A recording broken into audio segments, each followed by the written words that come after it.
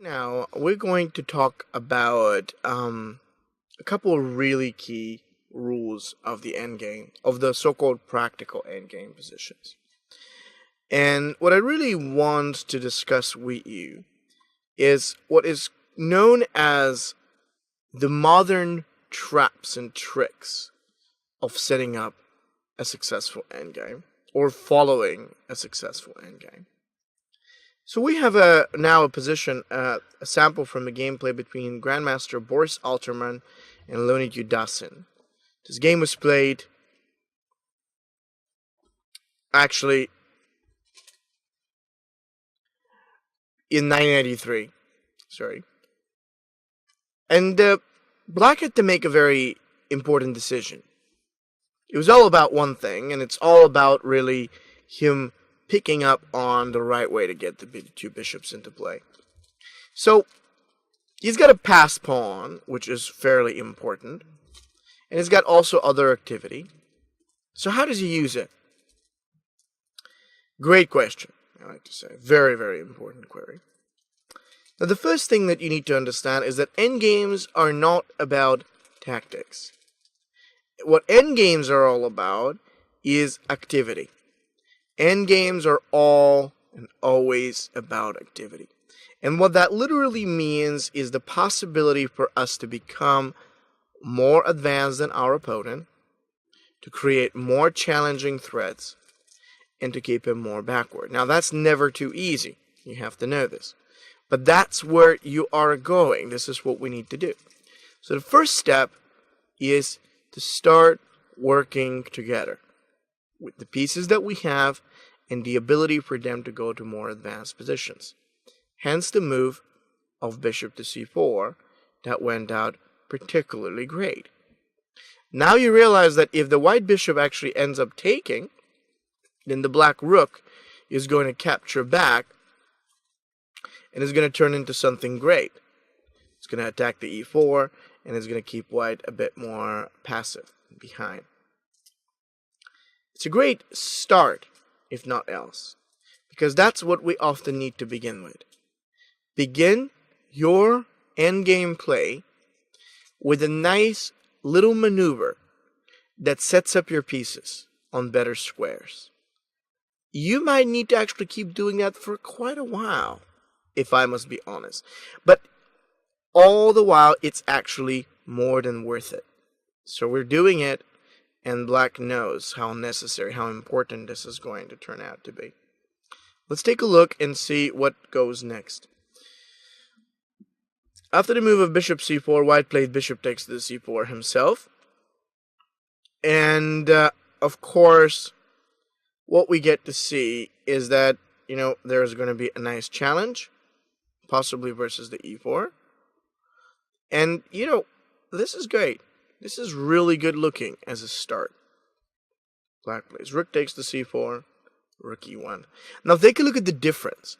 People would say that this is normal when we have a nice looking rook and he's got a little bit of a less active position. But the reality is, if you compare those pieces, you see the real deal, the real big difference between the black rook and white rook. White rook cannot do anything. The black rook can do everything from where it is. Virtually the value of each of these pieces is very different to the other, the counter opposite. And that's what makes it so good. That's what makes it so beautiful to watch for.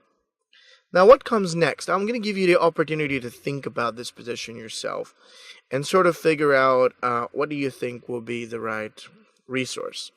I mean, we have an active rook. We have a good position of the bishop.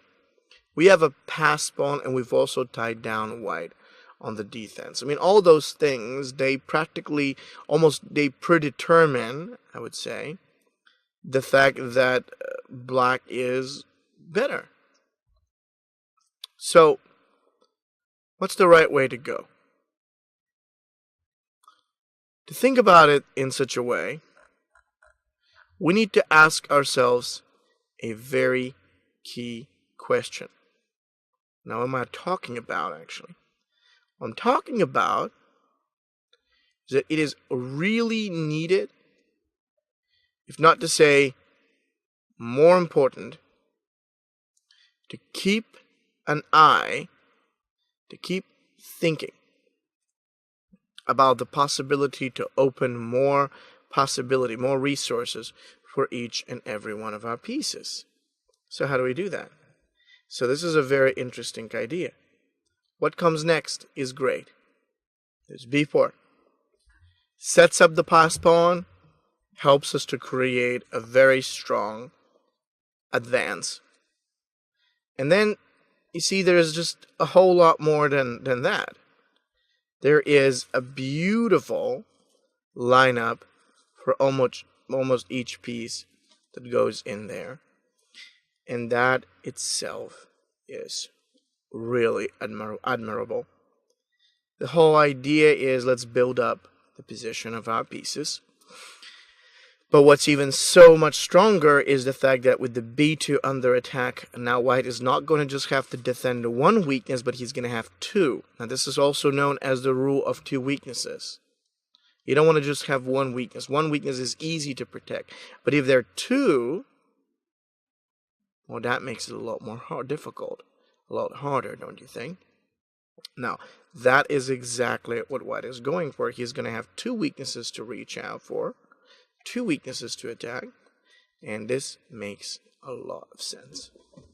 See what white did? I mean, he never liked it, actually. So, he played with 8x to the b4, and then ultimately, in fact, black plays with move rook takes to the b4, so we have an exchange, take back. Practically white had to do rook e2, and then black plays king takes h5. And you see, all of this happens in a rather subtle manner.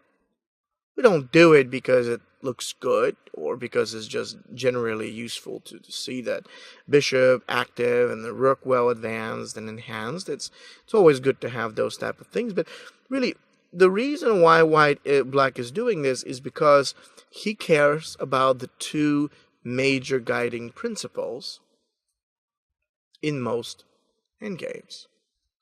You see, actually, the key is to have better piece activity and better passed pawns. Piece activity, passed pawns. Piece activity, passed pawns. If you focus on those type of things, you don't have to worry about anything else. King h5, king a2, pawn up to the g4. Wonderful. Really good looking. Really excellent as an option. Now, once the white rook is driven away, it's pushed back, it's going to be so much easier and simpler for us to get everything else going. And let's take a look after the g4. White was obviously feeling bad. He had to move the rook f8, king h4. And then, this is really, really important. What we're seeing in here is that as white pushed his rook forward, now of course we're having a great g pawn that we could advance with, and that is excellent. Step by step, we realize the power not only of the g pawn but also the rook and everything that's going with it. It was terrific. It's really wonderful. Then, of course, white tries to activate. But you see, his rook is active, but it is not effective. And that's a really huge difference in such positions. What is the difference between active and effective? Well, the difference really is that active is a piece that has a good scope. So does that white rook have a good scope? Absolutely it does. But it's not effective. And what it means is that it's really not bringing anything. It doesn't have virtually any power. So, active and effective, two very different things. White is active, but he is no effective. And so that gives black a wonderful chance to continue. He just keeps on pressing with the pawn. Another huge issue for white is the fact that he's not having his two rooks coordinated. If you really look at that, I mean, coordination is when a certain piece or pieces can really help each other in certain ways to attack the opponent or get the advantage. The problem of the white two rooks right now is that they're really not. They're alone and they're separated and behind. So all of this only helps black in addition to his already strong and capable position. There's a lot that he can enjoy, and there's a lot that he can prove in this moment. But the most important is that there is very little, this is key, there is very little that white can derive from the fact that his two rooks are active. Activity is by no means one of the most powerful things to have. But unless it can transform into that type of power that we often need in order to get an advantage, one cannot succeed. This is a big deal, and I don't think that White actually realized it. So what happened in the game after this? Rook g8, rook to the b7. And then, ultimately, what we're actually seeing in this type of position is that after that type of a move, White plays the move king to the a3. Then what we're seeing is that obviously black can continue with the move of rook b3, and there is much more. I mean, after king a3, black played rook b3 check, activating the rook beautifully, and there's just so much more. What I love about this position is just how effective this turns out to be.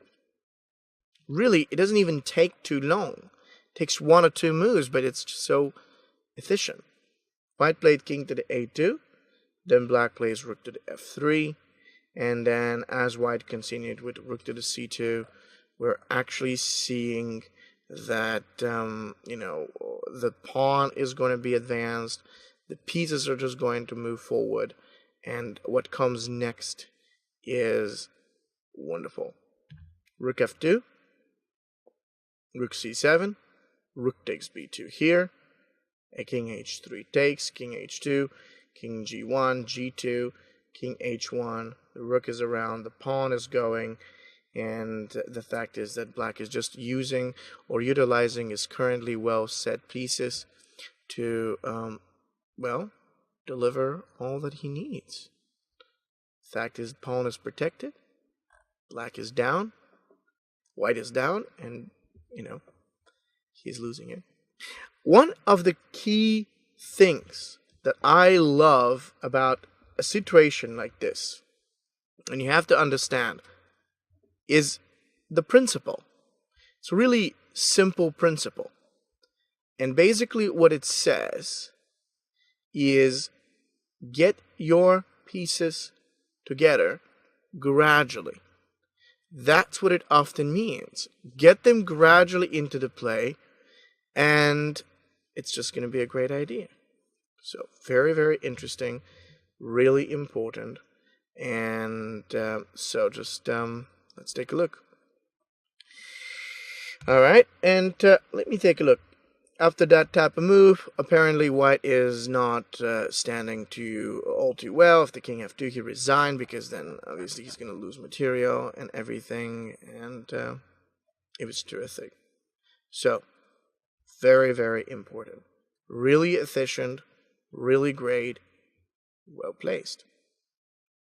So, let's talk about what are some of the key practical tricks you could use. First thing, coordinate your pieces. I know I mentioned this before, but it's so important that I have to mention it again. Get your pieces to work or help each other. It's not easy. It's not simple.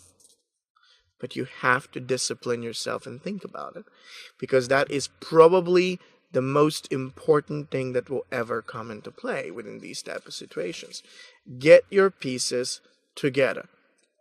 Second, after that's done, after you have this done, actually, then, so what we're seeing in this type of position is that after bishop to c4, bishop takes the c4, rook takes the c4, And in fact, after that type of position, we're going with the ability to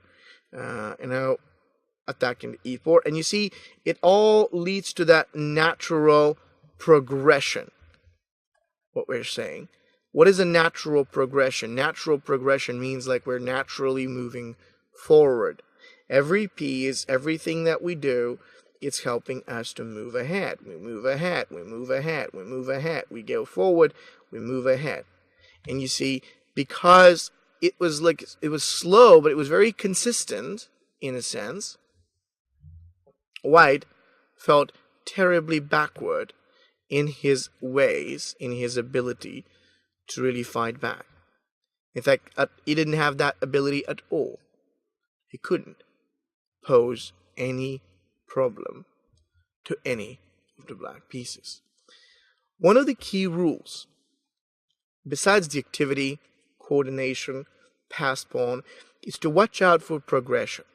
What it means is that if you ask yourself, in 3 moves from now or in 4 moves from now, how would this position be or feel any better? You've got to be able to give a positive answer in some way. This means you have to sort of envision it almost, how it will happen. If you're not able to do that, it's just not going to work. The key point is that you look or you keep looking at ways to advance or expand. Many people ask me, Valery, can you elaborate on the concept of expanding? And I always tell them, well, yes.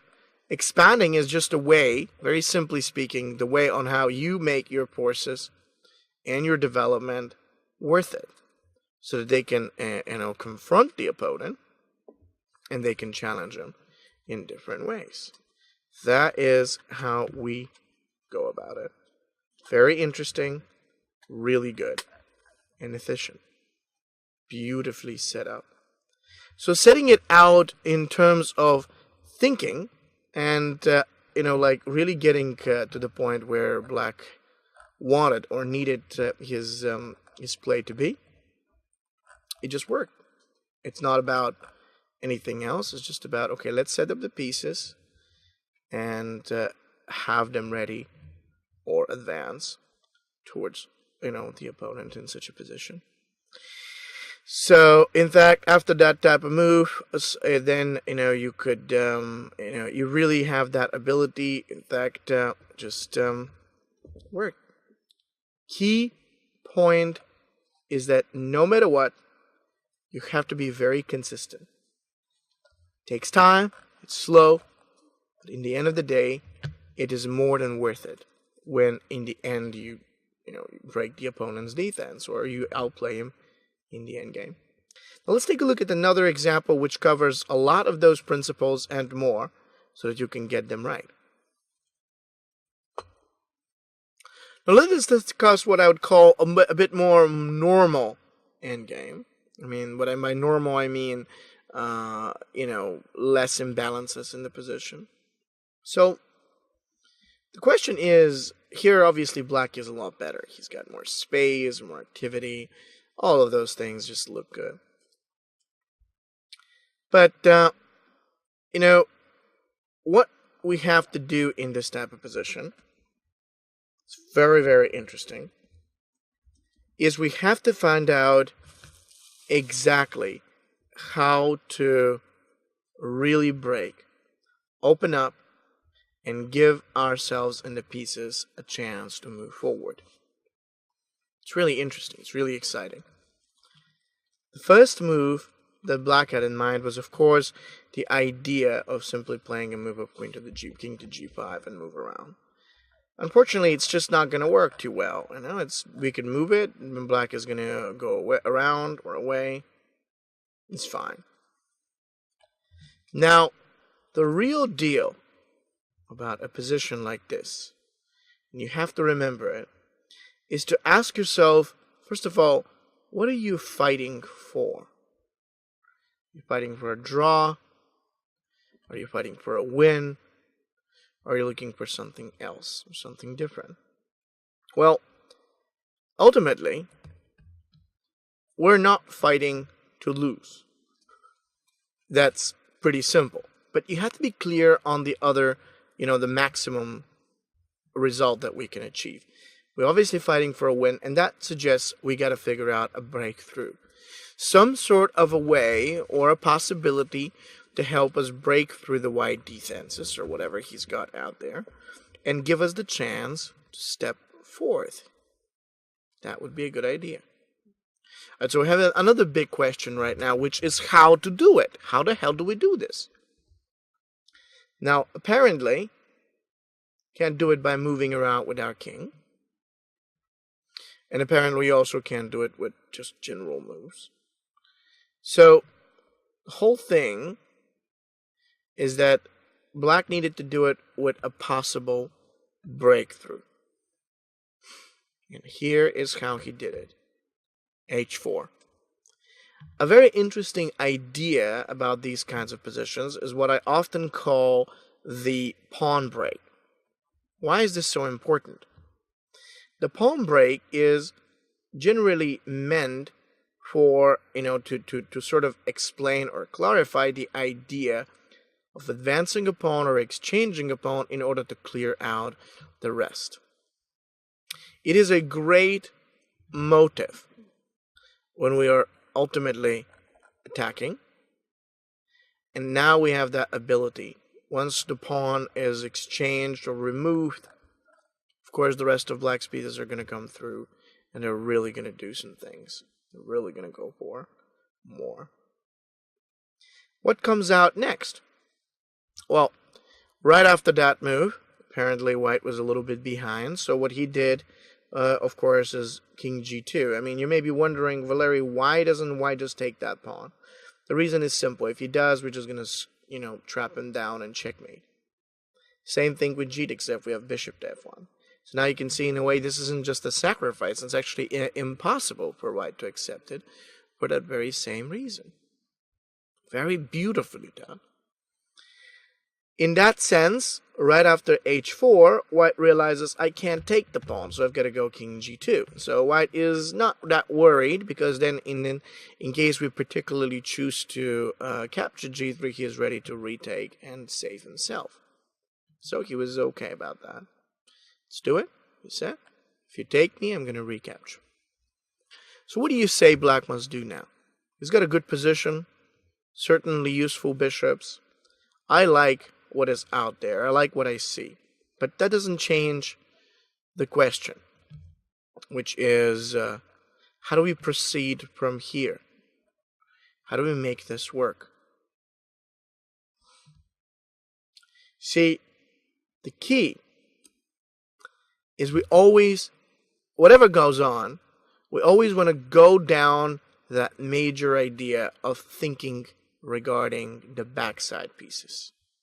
Whatever piece or pieces you feel are missing, you're going to fix them. Otherwise, it's not going to work. Now, black just jumps in with the move of king to g4. Now he is moving forward. Bishop f3 is a perfect idea because it simply sets it up even more. It drives the white king down, and then black keeps going with king h3. As I said, it's all about the activity. It really is all about this. Can you get more active? Yes, I can. Well, great. That's it. Bishop's great. Both actually bishops are great. Activity is done. The position continues to progress. And that's what I was actually talking about. Look at the progress. How do I progress this position from here on? All right, well, here I have an idea. I can do this. I can do that. And I can deliver or derive those type of results or challenges versus my opponent from here. So, we just keep going.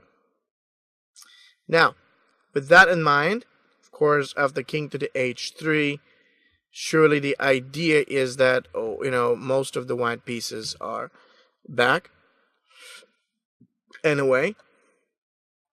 And he was very unhappy about this, but there's really not a whole lot he can do. So he played with bishop f2, and then black plays bishop d6. Take a look at how patiently black is playing it. He doesn't want anything at all, that is even remotely going to change or shift the position too much. I believe this is the best approach to go in. Slow usually means more careful. You're giving the position more time to grow, more time to, effectively expand. And then we can be going for moves like bishop e7 takes towards to h4.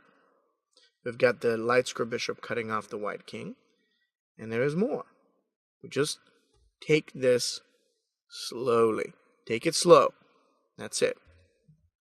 White played with bishop e1, bishop f8, bishop f2, bishop h6. Surely the plan of this bishop was, more importantly, to go around and move close. So he did. And that is now pretty horrible for white, because he can't really make anything. It's impossible. No chances, no possibilities, no ways. See, it's really an important idea. And surely after bishop h6, white played king f1. Now what do we do? How to advance next? Strong bishop, both strong bishops, and a great king. But black doesn't bother about those. You see, results don't come fast in endgames. Don't delude yourself. If they at all come, they will come much, much later in the game, where you have almost given up hope that it's ever going to happen. See, it takes a lot of time, a lot of energy. The good news is that you can enjoy the process. You don't have to rush to the end point. You could really take the time and build up your end game. I always like to compare end games to an experience that I had when I was a kid. There was this thing. Sometimes I would go to the disposal trashes, and often other kids from other houses would have left their, Lego constructors, and different sort of parts of Lego. And what I would love is I love to pick them up because they're so unique and different. And in the end, what I'd often come up with is, besides my own, I'm going to have all these different parts of different Legos that don't fit in with anything general, like in terms of a pattern. So what I would do is that I'll start, building block by block. And then something beautiful is going to come up. Something that's not a pattern. Something that's just not even in the motto. It's just that it's sort of different and beautiful. And I've always liked to think about endgames in such a way that you start with something that you don't even know what it is, but as long as you progress in the right way, as long as you put the blocks, it keeps getting better, keeps getting wonderful, and become really strong. And that's what it was really all about right now. I mean, that's what those pieces are all about. The principle is that if those forces can come in, as they go now, that bishop and all this, white can't do much. So you played bishop g1, check, of course. That was his intention. But then black played with king h1. And then, certainly, this does look like a problem. He plays bishop f2, there's bishop to the g4. And then you realize, okay, now there's a really significant issue with every single one of the white pieces. It's not that they're good or bad or generally not too strong. Most of them have nothing to do. This is how bad it is actually getting. His pieces have literally no prospects, nothing that they can do, nowhere they can even go. And so when I play bishop g3, there's bishop takes to the e3. Here, bishop d2, bishop g5, e3. The two bishops are now backing up that pawn, but more importantly, it's not just about that pawn being backed up. It's also because of the fact that we've got moves like bishop to the h4, and we've got other candidates that are simply amazing. So it works, it really does. Next move, white played bishop d3. Bishop h4, the two bishops are amazing. just the way they stand together. It's a great thing. I mean, you could understand now what this is all about. I mean, I'm not just talking about, really nice, useful moves. It's progressing at an incredible speed. Yes, it is a little bit slow, but it only looks like that. Remember, speed in chess really depends on what your opponent can do. What that literally means is that you don't determine speed by how it looks. It may look slow, it may look fast. You don't care. Why? Because it doesn't matter. What really matters is what it is, gonna be like. And that's a very important type of thinking. It's a very valuable type of idea. We're having the possibility of the pawn actually ready to even move forth. We've got the bishops that are terrific. We've got the white king that's just awfully placed in that moment, and then we have the even the bishop on a5 and everything, which is great. Remember, that's the rule you're having in a position like that. So take the time, you build the position, and you get everything right. That is why it's so valuable. And what's going on next? I mean, the reality is that after bishop to the h4 was played, surely white had a lot of difficulties with his pieces. But, now, of course, he can't move. He plays with bishop takes to the b. There is e2. And then, of course, after the move of e2, in case white goes on with the move of bishop takes to the e2, we get bishop to the h1. So it's a really disaster for white, but it's a great disaster. Step by step. I love this example. I really do love the beginning and the gradual progression that helps black to engage every single piece in the perfect position. Let's have a look at another so you can see how that works. Well, let's talk about this next position, which is really interesting. Black's to move. He's got, apparently some good pieces around, but the question being is, how does he really bring this forward? Does he have a chance to attack? Does he have anything stronger? What does he do?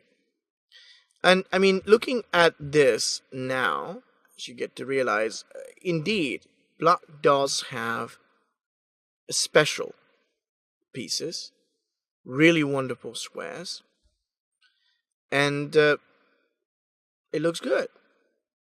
So, how do we go about this?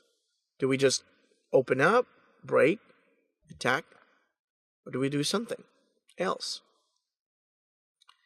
The right way to go about a position like this is to ask ourselves the question, what is possible? What are the weaknesses? See, you want to focus on what I'd call the big picture type of, things. For instance, we're actually realizing that ultimately black has an amazing weakness to go after, which is the white pawn on b3. It's perfect. Also, the fact is that most of black's own pieces are brilliantly activated. So, but most of the black's pieces, including the knight, the bishop, and the rest of those. So, the question is, how can we utilize what we already have in terms of development of our pieces in order to transform it into something bigger? How do we do it? This next move that black picked up really shows it quite well. What black played was bishop takes c1. Now everybody's going to do that move, and let me tell you why. Everybody's going to do that move because everybody who looks at this position is going to say, okay, Valery, I know. This is how a move like this is supposed to be played. It's something we do. I mean, if you have active pieces, we try to, utilize that activity by bringing on something. Not a problem. We do it, and we are often very happy with the result. So, this move was a huge mistake, though. Now let's talk about why. I mean, why would that be a mistake? We do want to go that route, don't we? We do. But the important thing is that White did it in the wrong way. Well, Black did it in the wrong way. Black did it at the wrong time.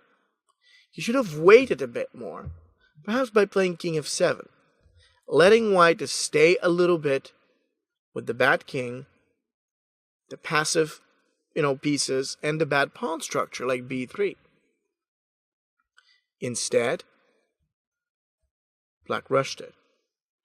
The move he actually picked up to do was a move that's not supposed to be played in an endgame. So really, really interesting type of thing. Do not rush.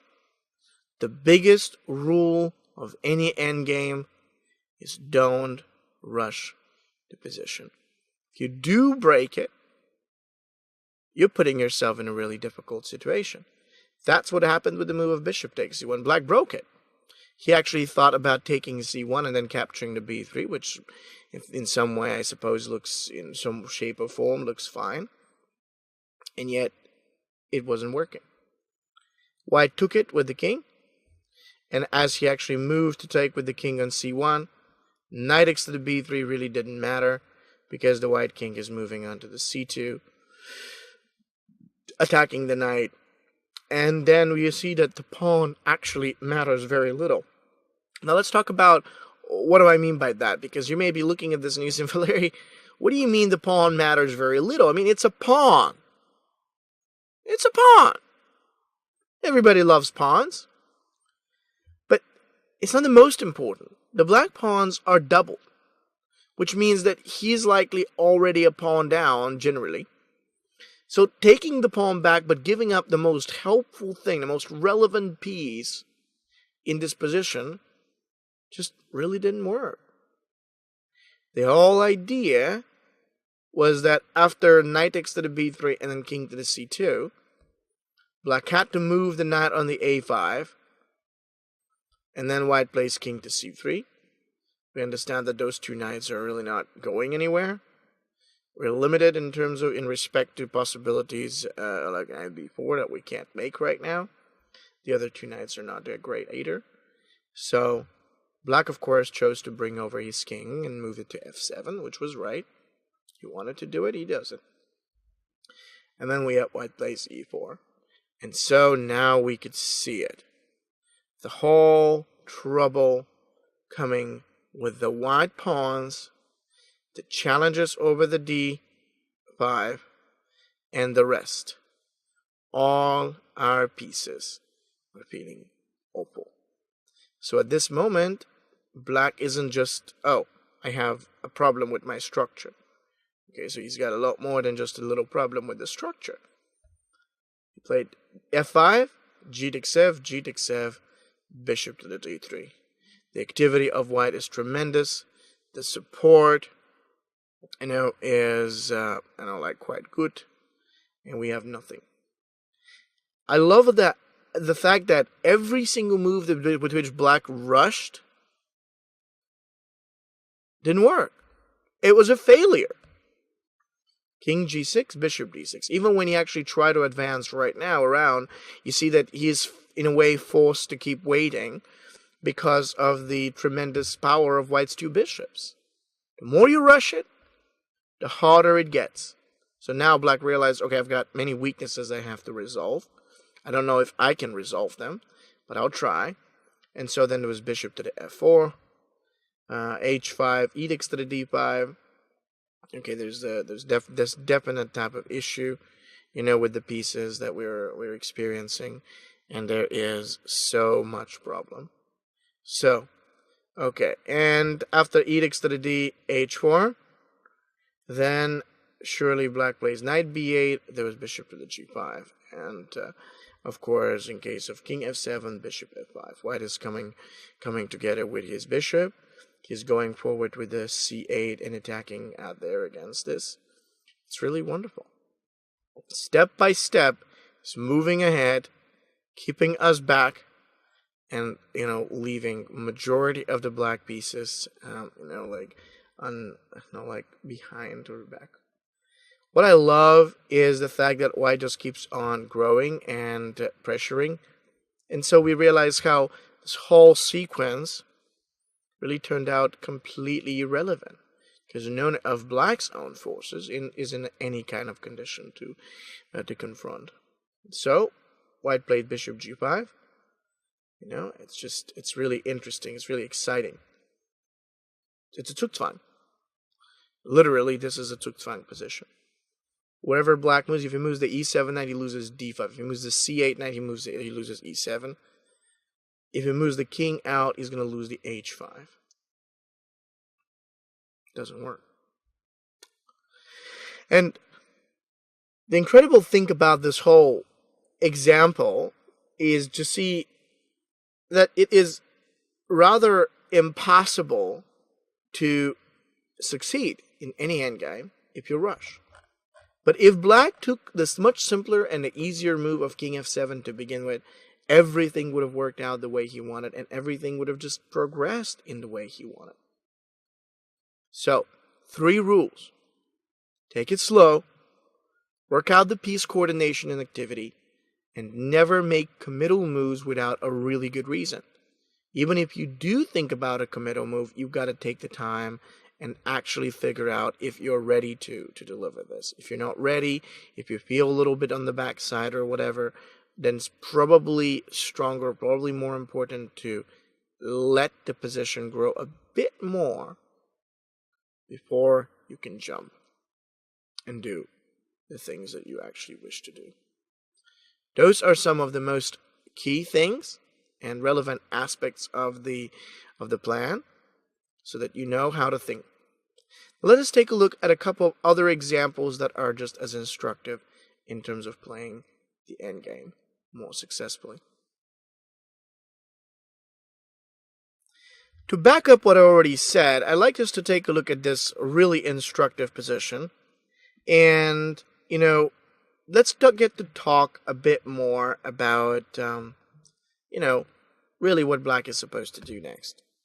We're finding out that white's got a pretty solid passed pawn.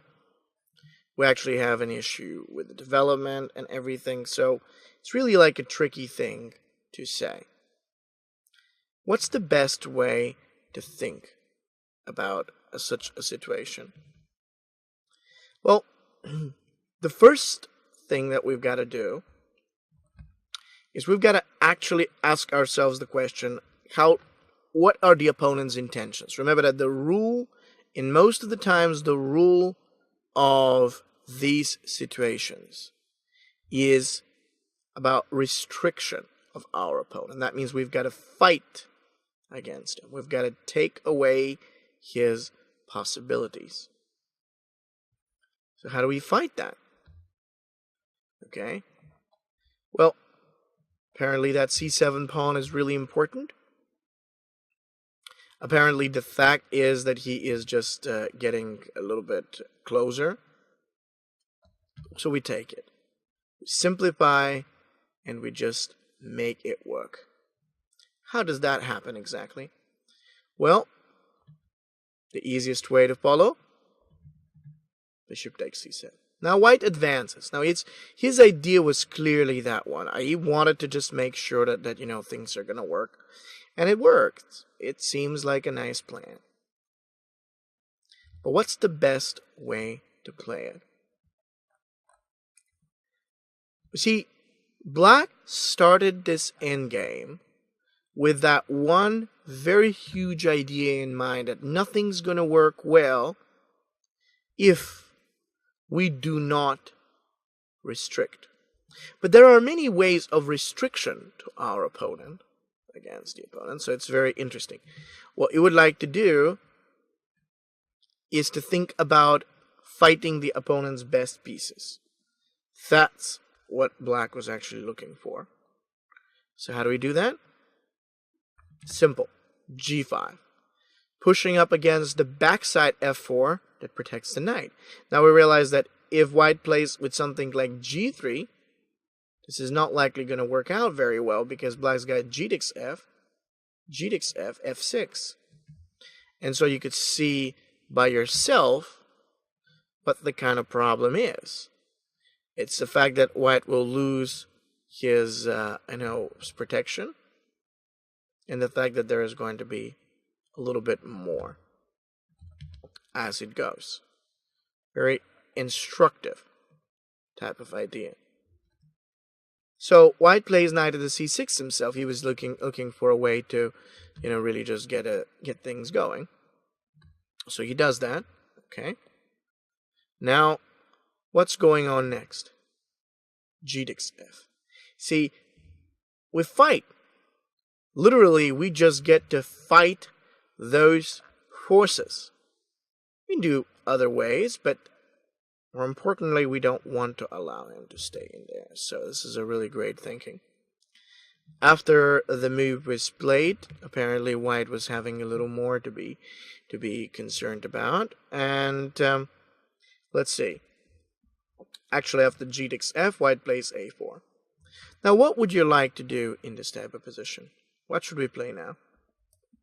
Well, I gotta say that, majority of black's pieces are perfect, but they need to improve. They need to get a little better.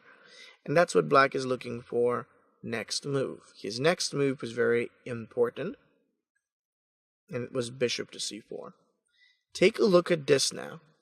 Every piece, in one way or another, is happening perfectly. They advance, they get better, they are actually more powerful. The rule number one: improve your pieces and to make them a little stronger. That bishop comes in, and then we have both of them jumping out and attacking in different ways. It's incredible. It really is good. So let's take a look. The bishop a5 was a wonderful move. Apparently white had a little bit to worry because of that. He has to worry because of the knight that's out there. He's got to worry because of the fact that he's a little down. And this is how we go for. Knight b1, bishop b4. Step by step, great pieces, wonderful development. Now, I know what you're thinking. Are these two bishops going to be able to deal with all the power and the things that are happening? Well, it really depends. I mean, sometimes they are, sometimes they're not. What helps black in this specific position is the fact that it's not just about his pieces, okay? It is about what they can do, or rather, what they're really doing right now. See, these pieces are ultimately brilliant. They're ultimately fantastic because of the ways on how they can, go together and challenge. And we start with that idea. Bishop b4, knight b5, bishop takes the c5 out there, which is terrific. White moves his king, and apparently the plan is that we go ahead, and then we continue with the move of f3. G takes f3, bishop takes to f3.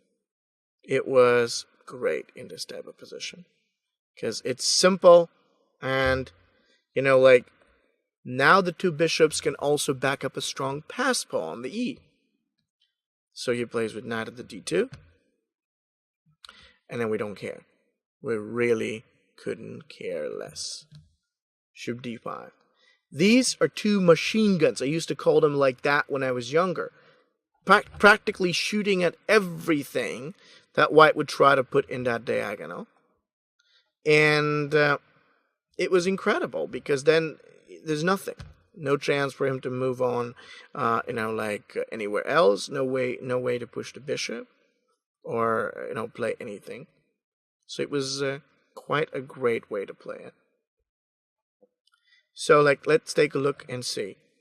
after the move of bishop to the c5, we have the two bishops out there. We got the incredible power at the moment. So what's happening? How do we play this even better? Well, slowly. That's how you play this. You don't go fast. You don't try anything that's too big. Just slow. This is it. King e2. And then King e7. Very interesting. The king d3, f5. The combination of good pieces and strong pawns is really perfect. And, it helps beautifully. It's a big thing. Now, it's getting even more powerful. Knight c3, bishop to the b7, king c4, bishop to the e3. Wow, that is amazing. Now what we're having is that it's not just about those two bishops. I mean, I love them. It's the difference. See, I always say that comparing is the most important thing we can do. Because when you get to compare the pieces, you get to see the difference between a really, just the one piece and the other in terms of value and strength. So each and every one of the black pieces is perfectly stronger as opposed to each and every one of the white. G1, b4, take. White keeps advancing, but it doesn't matter because black gets a pass ball. See, it's a very subtle way of really taking this right. Very subtle, very good in respect to the possibilities. The h pawn is going to move forward. The two bishops are going to be great. And white's own opportunities are going to be incredibly limited in that way. Step by step, we just make it work. So what did White think about this? I mean, apparently he was not loving that. Well, he couldn't do much. You see, the thing about this is that he decided to proceed with a5 to get those type of pawns going and probably, advance. But then, who cares? Truth is, black is actually able to get that pawn on the h, play h3, bishop to d6, another check, f4, bishop takes f3, h2, and then we're really turning this into something, beautiful. Step by step, great example, a powerful position. White's kind of losing it because of that, not because of anything else. And the reality about these is that it's beautiful to see, once again, how that works. In no effort. Just let's get those pieces forward and let's make them prove what they can from the beginning.